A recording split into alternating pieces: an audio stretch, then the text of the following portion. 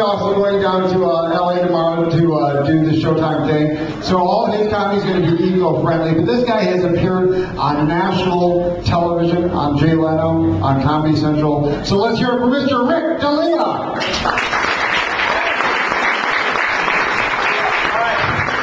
Hey, thank God we finally got a president that gets it, huh? You know, he's eco-friendly, he's helping us save the world. The last administration was horrible when it came to any kind of environmental causes. Right? I mean, the Bush administration did not even acknowledge global warming was real until 2007, when during a record-setting heat wave, Condoleezza Rice wore a skirt so short you could see the tip of her penis. I'm kidding. It was a long dress. So,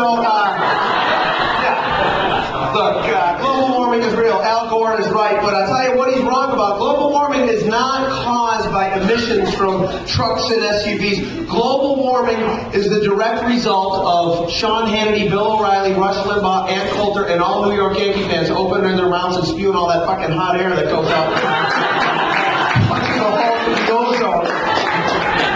Get rid of Fox News and Yankee fans, boom, climate change solved. Rush Limbaugh, lights on, nobody's home. See, wasted electricity right there. Toyota makes a hybrid SUV, right? Talk about a four-wheel contradiction, you know? What a friggin' waste. That's like a Coke horn with one nostril, you know what I mean? It's like saying, hey, the Octomom's now on birth control, you know what I mean? It's like giving a leper a haircut. It's going to look good for a week, but something's bound to fall off, you know? But I shouldn't talk, okay? I don't know about you guys. I have been environmentally horrible. I'm the type of guy, I'll crank up the heat but leave the window open because I like the fresh air, but let the hot water steam up the bathroom so I can press my shirts, you know? And I use like a lead-based aerosol spray deodorant that comes in a styrofoam container. You know, like, put it this way, my carbon footprint has a bunion. 2 corns and a heat blister the size of a Nike pump, okay? So I gotta get on board. My girlfriend bought me this 400-page book about how to go green, and a great tip. Apparently, you can help save the rainforest by limiting the use of paper. Book sold 3.9 million copies. Roughly 8.5 acres of rainforest. Apparently the author was only interested in this kind of green, you know. But it did have some interesting tips about conservation. You know, I guess if you take fewer showers and when you do, make them shorter, and try to use less soap, and don't use any disposable razors. I'm guessing the author was French. But one of the coolest chapters was about organic hemp products, which I didn't realize how many products are now being made out of hemp. I'm talking like beauty aids, jewelry, food, coffee. Swear to God, they make hemp. I can't think of a better way than to start my day with a fresh pot of pot, you know? Right? And then you get the munchies, so you wash it down with like a hemp tofu bar, you know? And clothing, you guys, and this shirt, in fact, is not actually made out of hemp, but this pocket can hold like an ounce.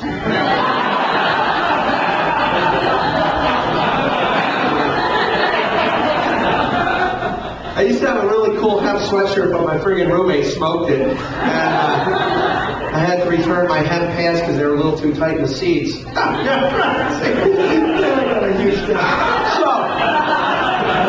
I say one of the greatest eco gifts that you could get somebody is to plant a tree in their name. Which is an awesome gift because you don't really have to do it, just kind of tell them you did, you know? Right? And it's perfect in case you don't remember like a special occasion for your girlfriend or something. Like, baby, I did not forget your birthday. Take a look outside. You don't see nothing now. But I planted a tree in your name. 20 years from now, when you're my age,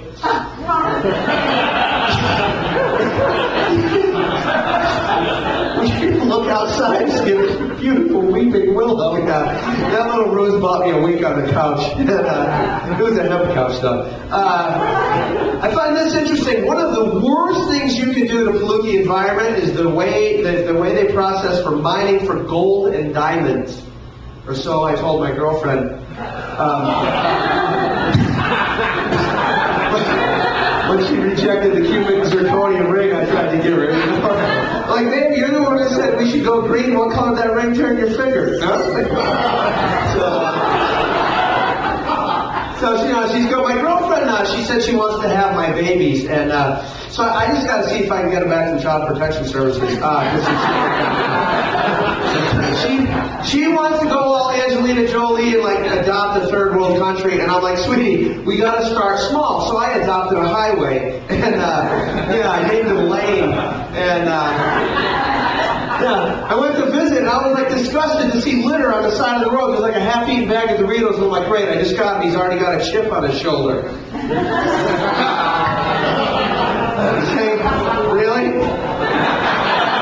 You telling me that joke's not reusable? That's not a reusable resource right there? Is that what we're saying? Because I have other taglines that go with that. He's like, typical arrogant kid, he doesn't talk to me. He installed his own call box on the side of the road, used it for non-emergencies. He's hanging out with a bad crowd. I was over there the other day, I saw all these guys hanging out in orange jumpsuits. It said county jail on the back. They were stabbing the earth. All right. What you guys pay to get in here?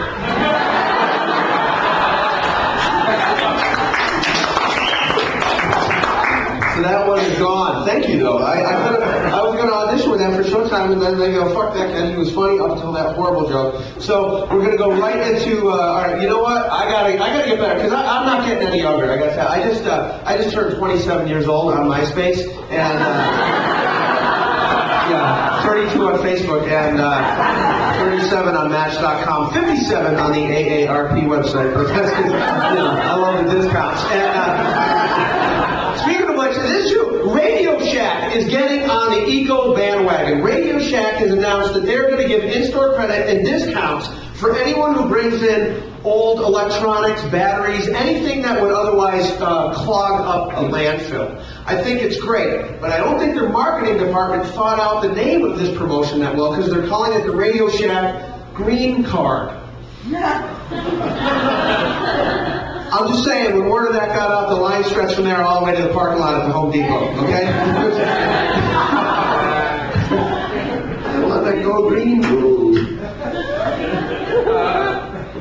Sheryl Crow, Lance Armstrong, two very, very public figures who are environmentally active. And I can't see why they broke up. They were a perfect couple, weren't they? She's got the one boob, he's down to the one ball. They were meant to be. You know what I'm saying? If Lance Armstrong can win the Tour de France on one nut, we can figure out biofuel. That's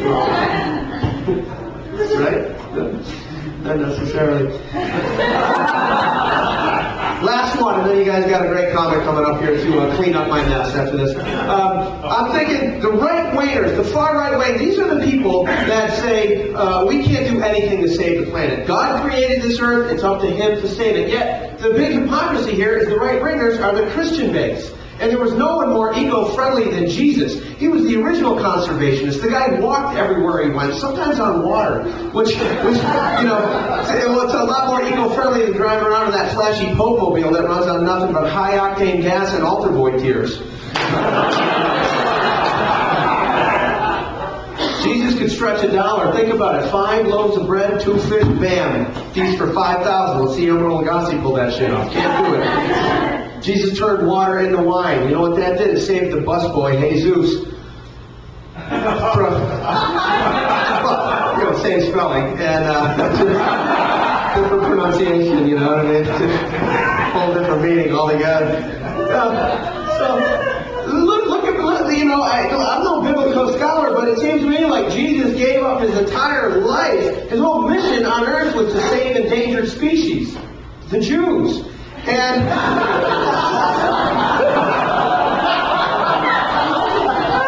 he died. He died for all mankind. And what have we done? We fucking trashed the world. We've ruined this earth for him. But what have we done for Jesus? We've made his second coming a hell of a lot easier by leaving that handy little hole in the ozone layer that he can float right back on. Thank you guys very much.